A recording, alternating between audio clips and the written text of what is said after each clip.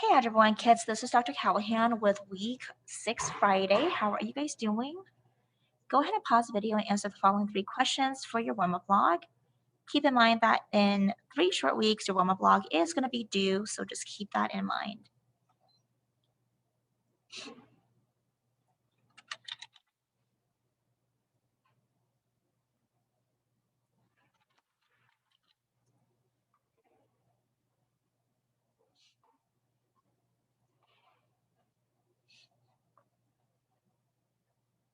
All right, let's go ahead and add the assignment for today's class.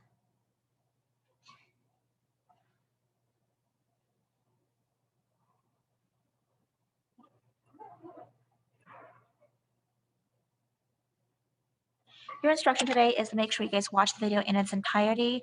Make sure you guys go ahead and upload your assignment when you're done watching it. And today is week 6, Friday, Algebra 1, Semester 2. And our topic of discussion is solve by factoring.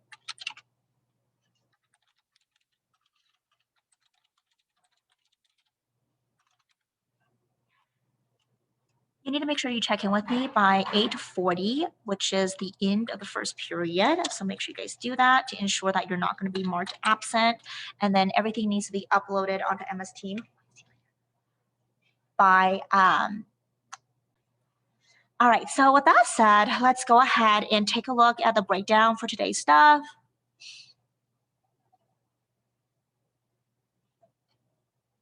And here is your breakdown. I know we have 9 things we'll be going over today. All right, so with that said, let's go ahead and get started. So your guided notes look like this today. So make sure you guys are taking a look at week 6 Friday. And it starts right here. This is your guided notes. First page, second page. I'm going to do a little bit of a partner switch back and forth. And then after that, we're going to go ahead and take a look at page number 3. And this is what we have. All right, so with that said, let's go ahead and take a look at the very beginning of this.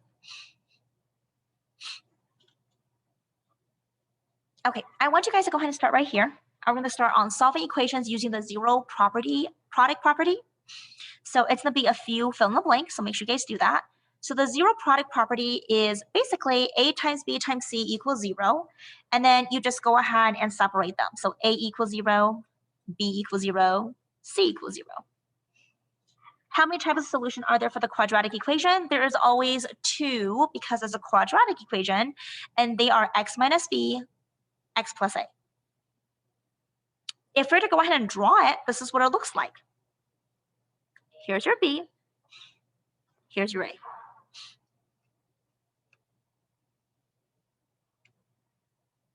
Actually, just kidding.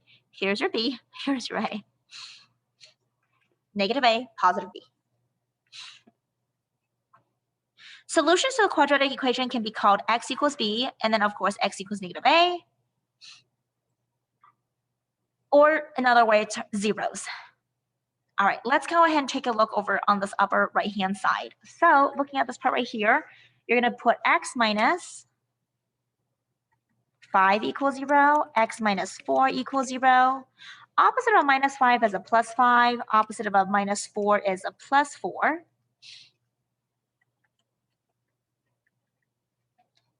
So x equals 5 is my first answer, and x equals 4 is my second answer. The second one over here, you have 3a equals 0, a plus 1 equals 0. Divided by 3 on both sides, a equals 0 is my first answer. Minus 1 on both sides, a equals negative 1 is my second answer.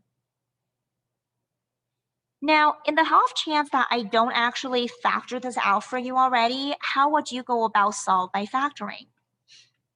So let's take a look at this. Here you have x minus 6 times x equals 0. What do they both have in common? I see that they both have an x, so I'm going to take the x out like this. And you ask yourself, well, what's left over? I have an x here and a 6. So I'll just put x minus 6. Set them equal to 0 separately. X equals 0, x minus 6 equals 0. Add the 6 on both sides. X equals positive 6, and x equals 0. Okay, number 4.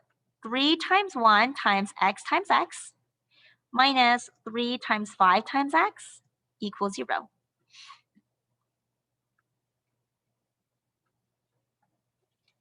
What do they both share? I think you see from here that they share a 3 and an x. So then what's left behind? 1x minus a 5. Now, you want to set them equals to 0 separately. So what's opposite of a times by 3? Divided by 3. It's my first answer. Opposite of a minus 5 is a plus 5, which is my second answer.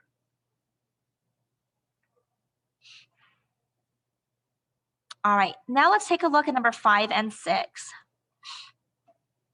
For number 5, here are your steps. So I'm going to take the 10, multiply to the 1, which gives me a 10 here, and 1 right there. Or not 1, 7, just kidding, middle number 7. So you want to use all positive numbers, and when you ask yourself, what times what gives me a 10? I could use a 1 and a 10, 2 and a 5. Well, which one here is going to add up to my 7? 2 and 5. This is going to be my temporary answer, which means I will have to divide it by this by the first number since I multiplied it. And that means I will have to reduce this down to a 1 to the 5, 1 over 2, bring those numbers in the front, equal to 0. All right, so now let's solve it. 5x plus 1 equals 0. 2x plus 1 equals 0. If I solve for this, x is going to equal to negative 1 over 5. X is equal to negative 1 over 2. So revisiting this, we factor the trinomial and we solve for x. Okay, let's take a look at number 6. 3 times negative 15 is going to give me a negative 45. So I'm going to use all negative numbers. So negative 1, 45, positive 1, negative 45, negative 3, 15, positive 3, negative 15, positive 5, negative 9, negative 5, positive 9. Well, one of these add up to the middle number, which is a negative 4. So which one is that going to be? This is my temporary answer. Now, I know that I went ahead and multiplied by 3, so I'm going to divide it by 3 on both sides. Bring that 3 up to the front.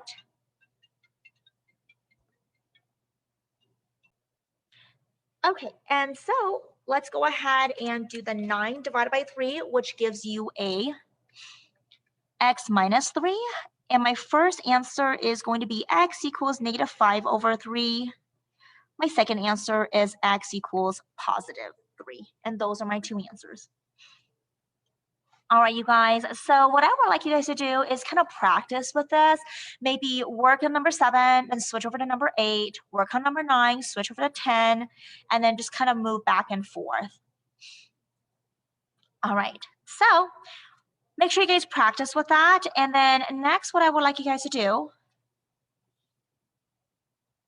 is take a look at the reflection piece right here. The most important thing to understand about finding zeros by solving in factored forms are, make sure you guys fill that part out. And if you're unsure of today's lesson, make sure you go ahead and watch this video on YouTube. It kind of re-explains it one more time. And then I have a little puzzle right here for you guys to work on. Can you join all 9 dots with 4 straight lines without taking your pencil off your paper? And I want you guys to put the following number in the circle so that each straight line of the 3 numbers add up to the same total. So pause the video and do that.